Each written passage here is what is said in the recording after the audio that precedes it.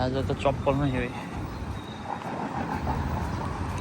जति भिडियो बनाएर हाले पनि कपिराइट भनिदिन्छ झ्याउलाउनु लागिसक्यो हो गाइज के गर्ने होला अब चाहिँ अरू ठाउँमा घुम्न जानु लाग्यो अझै सेम भिडियो भयो भने चाहिँ ज्यान कलर हेर्नु न कतिजना मन पर्यो कमेन्ट गर्नु अन्त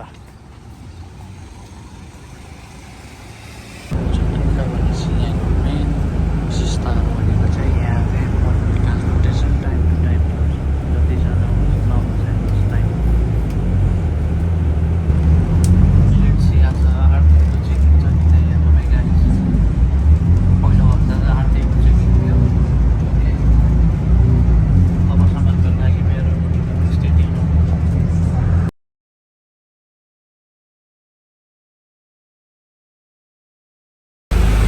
फाइनली रहेन रहेछ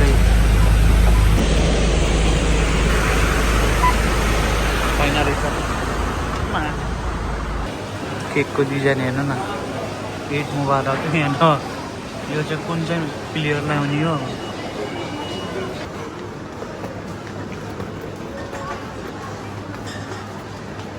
यस्तो मान्छे चाहिँ आज सब क्लोज छ मेरो चाहिँ वालेट हराएको भएर म चाहिँ आरटीए सर्भिस सेन्टरमा जानुपर्ने हुन्छ बसमा छुटेको किनभने मैले जब नोल कार्ड निकालेको थिएँ त्यति बेला मेरो बसमै वालेट छुटेछ हेर म अब त्यहाँ गएर पाउँछु कि नै मेरो त ठ्याक्कै वालेटै बसमा छुटेछ भने वालेट नभएको कारणले हिँड्नै पाएन यता उता तर आरटीएको मान्छेले चाहिँ हेल्प गर्यो वालेट चाहिँ बसमै छ अरे अब उसले लिएर आउँदैछ 20 मिनट लाग्छ अरे ल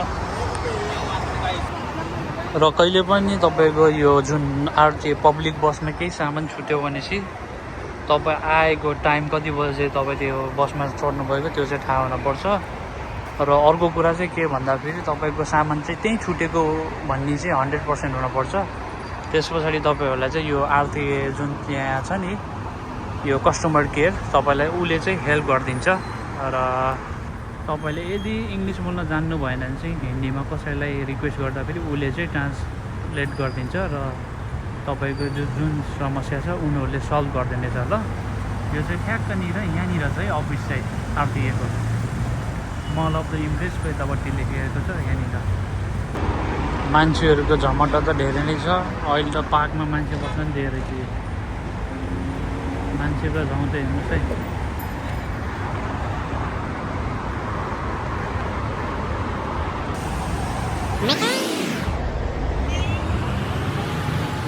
डराउँदा टेन्सन थियो पसिना आएको थियो भेटाए पछाडि चाहिँ हल्का खुस भएको छ तर पाएको चाहिँ छैन है अझसम्म वेटिङमै छु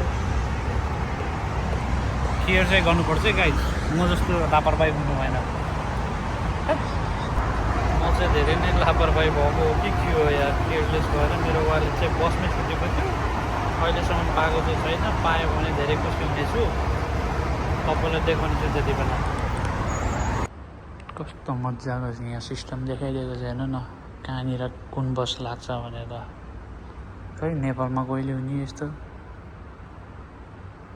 सबलाई यहीको चासो छ नेपालमा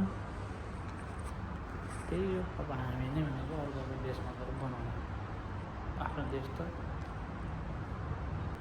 यो सिस्टम कति राम्रो छ हेर्नु न यहाँबाट मेट्रोबाट बस रे बसबाट फेरि ट्याक्सी रे भनेर देखाइदिएको छ यो ठाउँको लागि बस नम्बर पनि देखाइदिएको छ यस्तो पो त सिस्टम बस चाहिँ आइसकेको छ होला किनभने भित्र सिस्टममा देखाएको थियो यहाँ मेट्रो हेर्नुपर्छ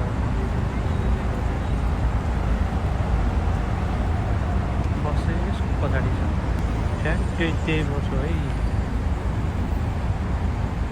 आयो मेरो के अरे मेरो वालेट चाहिँ त्यहीँनिर छ है उहाँले चाहिँ लिएर आरटीए अफिसमा दिन्छ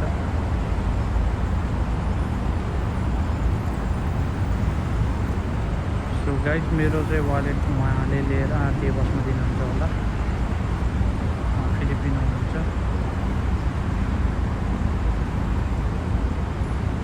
एकछिन वालेट हराउँदा त सातो गर्थ्यो हौ त्यस पछाडि चाहिँ आरती बस ड्राइभरले चाहिँ उहाँले चाहिँ मेरो वालेट लिएर चाहिँ आरती अफिसनिर जाँदै हुनुहुन्छ होइन। ट्याक्कै मेरो अगाडि आउँदै हुनुहुन्छ उहाँ चाहिँ। मेरो वालेट चाहिँ उहाँले लिएर जानुपर्छ है। सो फाइनली मैले मेरो वालेट चाहिँ पाइसकेको छु। हेर्नु होला, सबै जे सामानहरू थियो यहीँ छ। र तपाईँले पनि यदि होइन आरती बसमा केही सामान हराउनु भयो भने इङ्ग्लिस जान्दैन भनेर नसोच्नु होला। जस्तो आउँछ बोल्नुपर्छ, ल सिकिन्छ।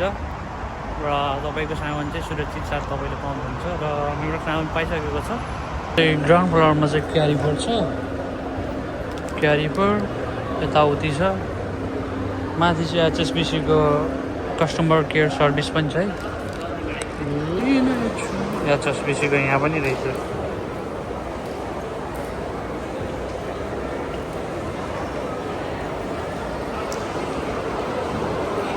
मलाई चाहिँ जानु छ पैसा डिपोजिट गर्न।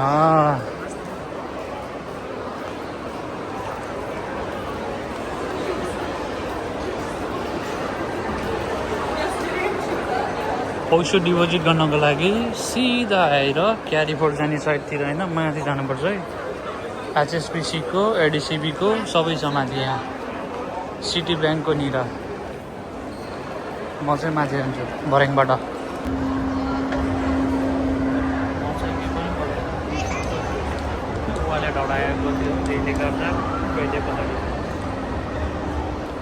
यो साइडमा वासरुम पनि छ। यता जेन्ट्स वासरुम, यता लेडिज वासरुम। तर म जानेछु पैसा डिपोजिट गर्न। पैसा डिपोजिट गर्ने मेरो एचएसबिसीको यहाँ रहेछ। ल मैले चाहिँ यति गरेँ। तपाईँलाई चाहिँ मैले कसरी कार्डबाट आफ्नो ब्याङ्कको एटिएममा गएर डिपोजिट गर्ने सिकाइदिन्छु। ल यसरी कार्ड हान्ने, प्लिज वेट फर प्रोसेस भन्छ। आफूले इङ्ग्लिसमा हानिदिने, कार्डको पिन हानिदिने, कन्टिन्यू गरिदिने। कन्टिन्यू पछि के गर्ने, विथड्र गर्ने चाहिँ यहाँ, डिपोजिट गर्ने चाहिँ यहाँ डिपोजिट थिचिदिने। डिपोजिट थिचे पछाडि यो खोल्छ, यहाँ हालिदिने पैसा। पैसा लैजाने कति छिटो। अब त्यसले गन्छ है।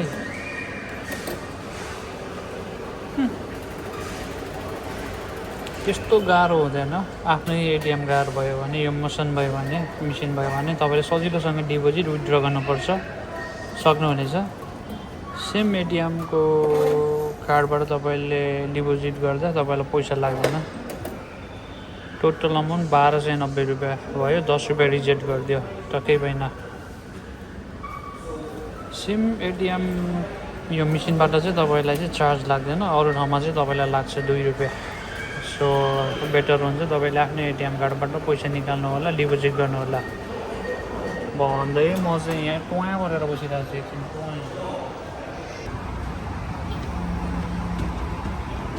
यो चाहिँ नाइट भ्यू है।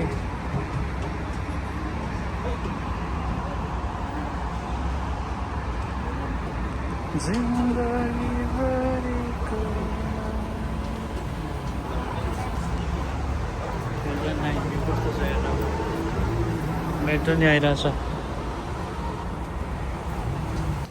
सो आजको ब्लग चाहिँ यता न उता भयो। कारण चाहिँ मेरो वालेट हराउनुको थियो। हराउनु भन्नाले नि बिर्सिएर मैले पाएँ र सेम बसमा म चाहिँ वापस आएँ। ड्राइभर चाहिँ राम्रो रहेछ होइन। अनि त्यही हो, ब्लग यताउता भइरहेको छ। जस्तो सुकै भए पनि अब मन पारिदिनु होला है, साथ दिनु होला। र हरेक सन्डे चाहिँ मैले भिडियो बनाउने कोसिस गरिरहेको छु। कोही बेला यही त हुन्छ होइन, घरि के हराइदिन्छ। अब सबै गर्दा गर्दै भयो। यो चल्लेको भिडियो पनि राम्रै ठिकै छ।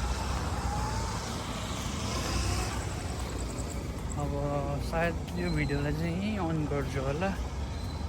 तबसम्मको लागि नेक्स्ट भिडियोको लागि stay tuned. By, good night.